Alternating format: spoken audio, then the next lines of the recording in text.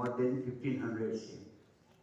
એનાથી અગત્યનું એ કે અમે 1 રૂપિયો ફી લેતા નથી. પ્રવાસ, પિકનિક, હોટલ, પિક્ચર, નાટક બધું ભેગા થઈને હોટલમાં જઈને ખર્ચ વેચી લે એ જ કરીએ છીએ અમે. 1 રૂપિયાનું બેલેન્સ કરતા નથી. બેલેન્સ હોય તો નેગેટિવ બેલેન્સ હોય છે, પોઝિટિવ ક્યારેય નથી. કોરોનામાં હજારો જિંદગીઓ બચાવી, સાથે સાથે પોલીસ અને ડોક્ટર્સ, નર્સ એ કોરોના વોરિયર્સ હતા એમને પણ ઉકાળો પૂરો પાડીને એમની પણ સ્વાસ્થ્યને નુકસાન ન થાય એવું કામગીરી કરેલી. Thank you.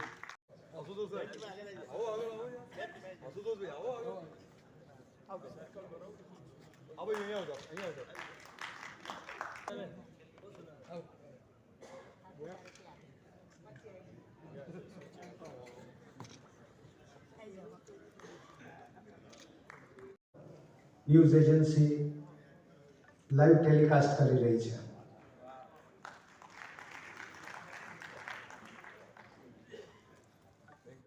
મેમ્બર વાળા એ ભાઈઓ એ બધાને હું ખૂબ ખૂબ ધન્યવાદ આપું છું. અમારી સંસ્થા છેલ્લા 15 વર્ષથી કામ કરી રહી છે. અમે પરિવારનું કામ કરીએ છીએ, સેવા કરીએ છીએ. તે સિવાય ગરીબ વિદ્યાર્થીઓ, વિધવા બહેનો બધાને મદદ કરી રહ્યા છીએ. 1000 વિદ્યાર્થીઓને અમે ચોપડા મફત આપીએ છીએ, 50 છોકરાઓને ફી આપીએ છીએ અને વિધવા બહેનોને અમે સહાય આપીએ દર મહિને 5000 જેટલી. અમારી સંસ્થા બહુ કાર્યરત છે. 500 થી વધારે મેમ્બર, 550 મેમ્બર છે મારે. અને હું ફોરેનથી પૈસા લાવું છું. હું બધાને વિનંતી કરું છું કે આપણા વિદ્યાર્થી, તમારા પુત્ર પુત્રીઓ જો ફોરેન હોય ને તો એ મદદ લઈ અને અહીંયા વેચવી જોઈએ. એવું મારું માનવું છે.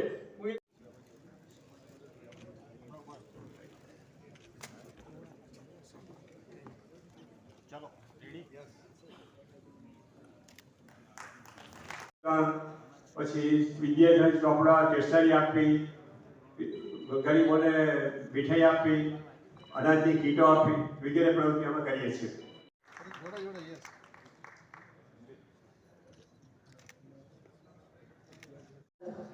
મણિનગર બ્રાન્ચ તરફથી અત્રે અમે મેમ્બર બધા હાજર રહ્યા છે, કમિટી મેમ્બર છે. અમારી શાખા મણિનગર 1967માં ચાલુ થયેલ.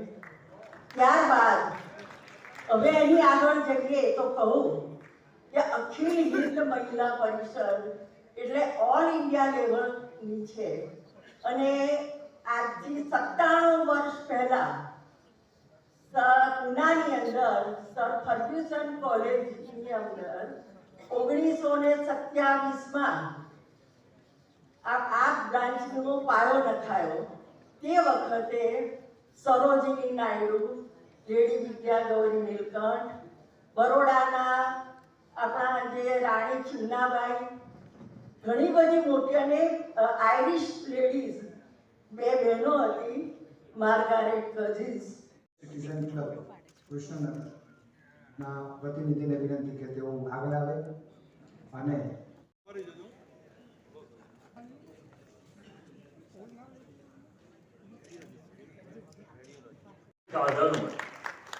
અમદાવાદના કોઈ પણ ખૂણે આવતા હોય એવું નહીં કે કૃષ્ણનગરના આજુબાજુના એરિયામાં. બીજું અમારે ત્યાં અત્યારે એમાં થેરાપી અમે ચાલુ કર્યું છે પહેલા 2 વર્ષથી. તો થેરાપીમાં 1000 રૂપિયા ફી લઈને આખો મહિનો થેરાપી સેવા આપીએ છીએ. માણસો હોય એની રીતે આપણને ખ્યાલ છે, એટલે એમાં આપણે બધા મદદરૂપ થઈશું, જે પહોંચી શકીએ બધા. તમે લોકો કોઈ આર્થિક રીતે, કોઈ શારીરિક, બધા આર્થિક રીતે મદદ ન થઈ શકે, કોઈ શારીરિક રીતે મદદ કરવા જાય મહેનત કરી તો એ પણ ઓલાને વધે એવું છે. આર્થિક કરતા અમારી પાસે ટાઈમ ઓછો હોય છે. તો આ બધી વસ્તુ જે સંસ્થા ચાલુ કરી છે, હજી સમજો ને કે આ બીજી મીટિંગ છે. હા, બીજી મીટિંગ છે. બીજી મીટિંગમાં પણ ઘણી બધી સફળતા, ઘણું તમે ઘણી મહેનત કરી કે બીજી મીટિંગમાં આટલું બધું નહીં થતું, આ વાર લાગે ટાઈમ કરતા. એટલે તમારા લોકોનો અવાજ સરકારમાં પહોંચશે અને સરકારમાંથી તમે લોકો તો હજી બધી બધા મદદ કરો જ છો, મહેનત કરીને બધે ગમે ત્યાંથી લાવીને પણ મહેનત કરીને પહોંચાડતા છો જરૂરિયાતમંદ માણસોને. પણ એની અને ડાયાલિસિસ સેન્ટરની અંદર મને 51 લાખ રૂપિયા આપ્યા. આ મૂળશંકરભાઈ માટે જોરદાર એક તાળીઓ થાય. પૈસા બચપણે આપવાની જીગર જોઈએ. મેં કીધું ને કે શૂન્યમાંથી સર્જન મૂળશંકરભાઈએ કર્યું છે. આજે એજ્યુકેશન પાછળ મેં ખૂબ પૈસા ખર્ચે અને એવું નહીં કે પૈસા આપ્યા એટલે આજે બોલ્યા અને મને 1.5 મહિનામાં 51 લાખ પૂરા કરે. કોઈ વાયદો નહીં, કોઈ આમ તેમ વાત નહીં, કોઈ બીજી વાત નહીં. એટલે હું એ જ કહું છું, એવી રીતે અમારા બિપિન ગજરાવાલા સાહેબે મને ECG યુનિટ ફ્રી આપ્યું છે. આપણે ડાયાલિસિસ સેન્ટરમાં ECG યુનિટ ફ્રી આપેલું છે.